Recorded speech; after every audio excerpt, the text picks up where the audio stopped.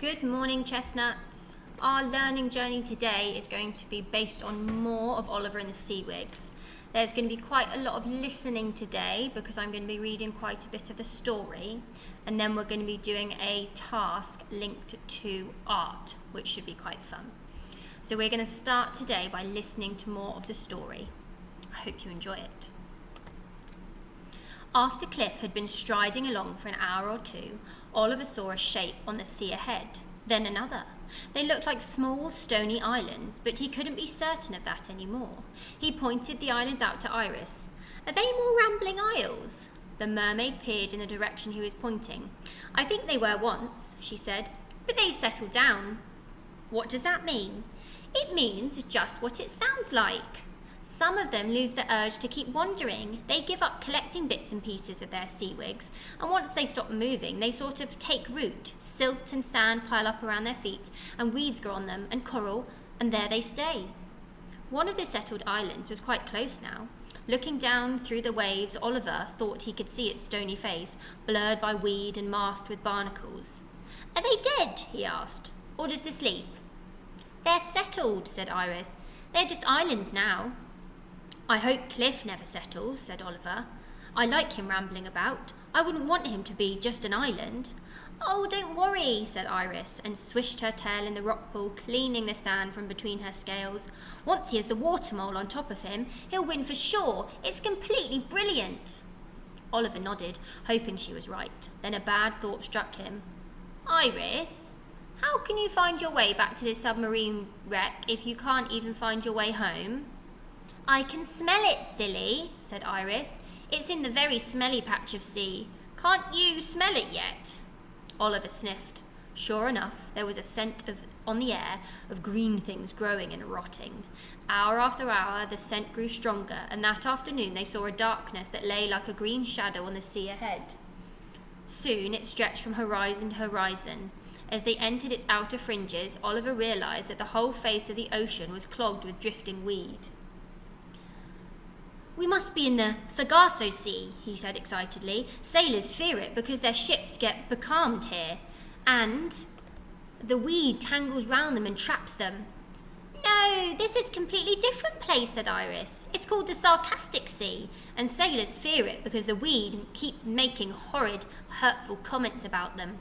Sure enough, as Cliff carried them deeper into the weed, they began to hear its little mocking voices calling out to them. "Oh, a mermaid. That's just what we need." And "Nice seawig, mate." And "I love the inflatable dinghy. Orange is such a tasteful colour." And you could tell that it didn't mean any of the things it said. In fact, it meant exactly the opposite, and all its comments were followed by scornful sniggers or whispery conversations that ended in laughter. The weed of the Sarcastic Sea was very sarcastic weed indeed. As Cliff ploughed onwards, great clumps of stuff began piling up on the beach, and Oliver noticed that as well.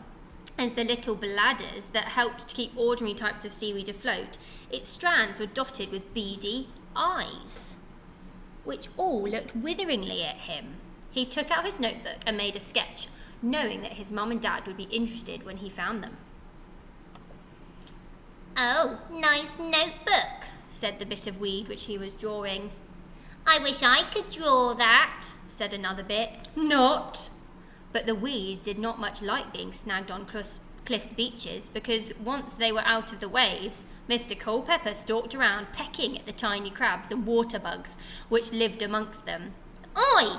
they squeaked. "Watch it, with the beak! Ow!" Right. So we've caught up a little bit more with the story, and our question for today is, can I imagine and draw what somewhere looks like? We're going to be listening to even more of the story in a moment, and whilst listening to the next part of the story, I just want you to think about, why is Cliff reluctant to go under the sea? What does he stand to lose? In that question, we've got the word reluctant, okay? And that sort of means that he's a bit worried about doing it. He's worried that something might happen. And the next question is, how do the three work together to recover the water mole?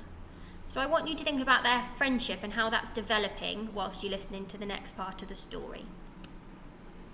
Oliver felt sorry for the weed, and he and Iris began making their way around Cliff's shores, shoveling it back into the waves and getting precious little thanks. The floating weed soon learned to keep out of the way of the oncoming island. It drew back to make a path for Cliff, and by the time Iris had told him to stop, there was a broad patch of clear water all around him. "This is the place," the mermaid said. "Are you sure?" asked Oliver. This bit of the sarcastic sea looked just the same as all the rest of them. "Two currents meet here," replied Iris primly. "The sea smells different. The water mole is right beneath us. Come and see for yourself if you don't believe me." So Oliver fetched his swimming things and goggles, took a deep breath and plunged after Iris into the waves, where a few small, left-behind strands of seaweed still floated, sneering. "Those swimmers really suit you, I don't think." With a flick of her tail, Iris went racing down into the green shadows. She was a clumsy thing on dry land, but in the water, she was lithe and nimble. Oliver struggled after her, down past Cliff's huge, watchful face, till, far below, he started to make out the summits of drowned mountains rising dimly from the ocean deeps. By the time he saw them, the breath that Oliver had taken before he dived had almost run out. His eyes bulged and his heart hammered. Bubbles seeped from the corners of his mouth and swam towards the surface like silver jellyfish. Then, in the last instant, before he had to follow them, he glimpsed the wreck. The water mole lay on the rocky top of one of those mountains. Weed and coral had transformed its hull into a strange underwater cathedral. Fish darted in and out of the shattered windows at the stern, and an eel as stripy as a gypsy's stocking had tied itself like a bow around the figurehead. Iris bumped into the cabin, groped her way up the ladder and perched on the top, beaming up at Oliver as if to say, "I told you so." But Oliver could stay no longer in her underwater world. He kicked his legs and shot back to the surface in a rush of bubbles, bursting out into the sunshine and taking deep gulps of fresh, delicious air. Cliff rose out of the sea beside him, with falls of white water cascading off his brow. "It's there," said Oliver, treading water in front of the island's nose. "It's lovely. It will make an awesome wig." But how were they to lift it?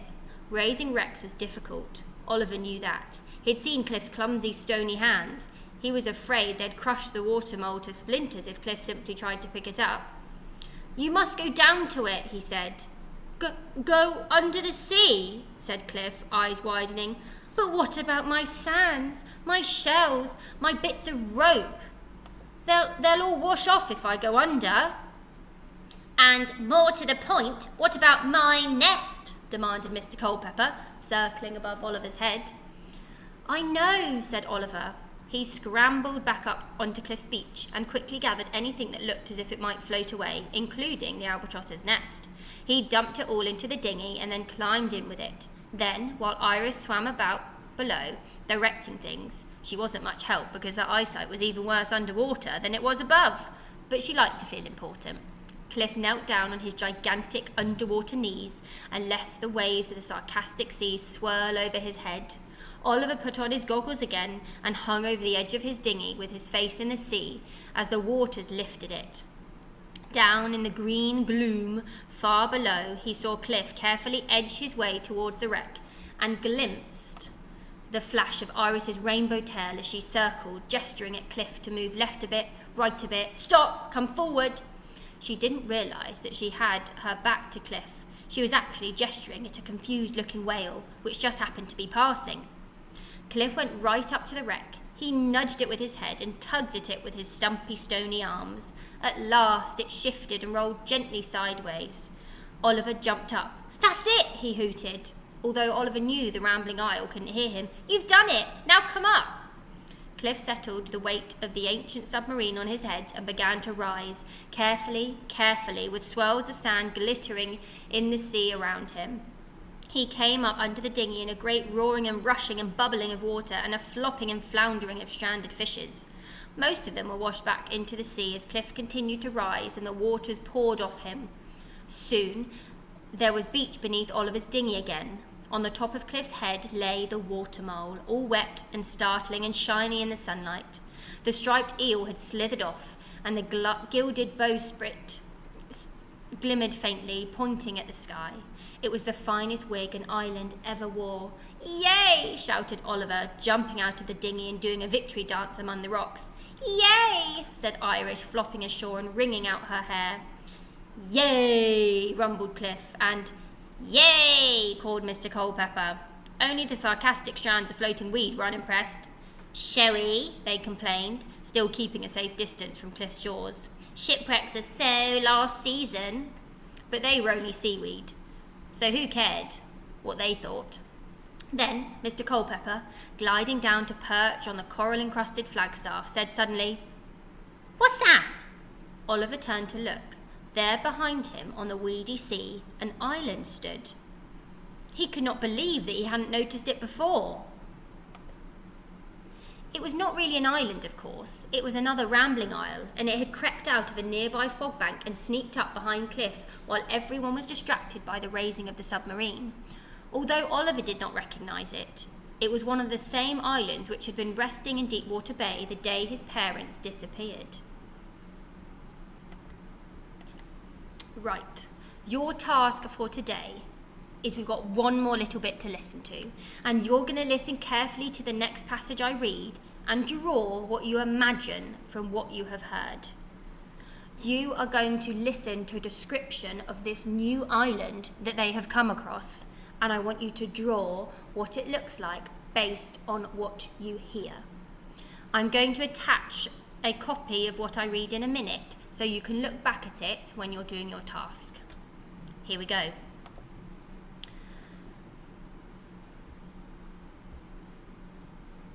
It was a tall and rocky, and on its summit dark trees clustered. Among the trees stood a ruined temple, crumbly and overgrown.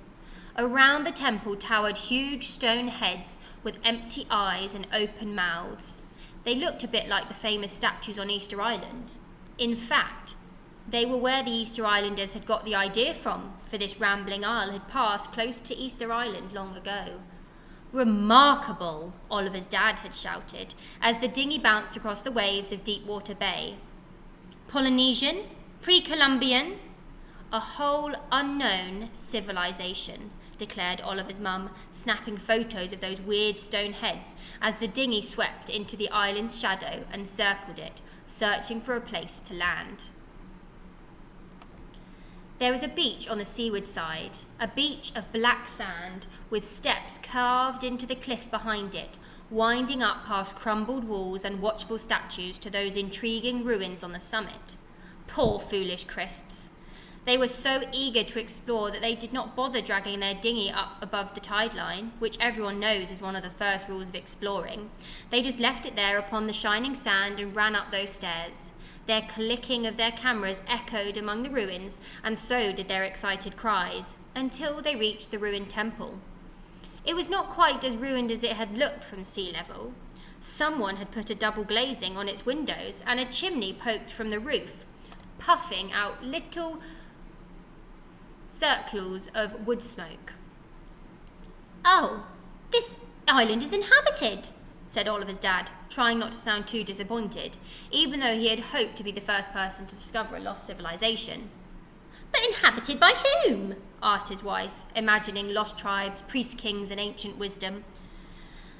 That when the island shivered, that was when it shook. "Earthquake!" called Mrs. Crisp, and "Volcano!" yelled her husband. The island sank a little. Down on its shore, waves swirled up the beach, lifted the abandoned dinghy and carried it gently out into the bay.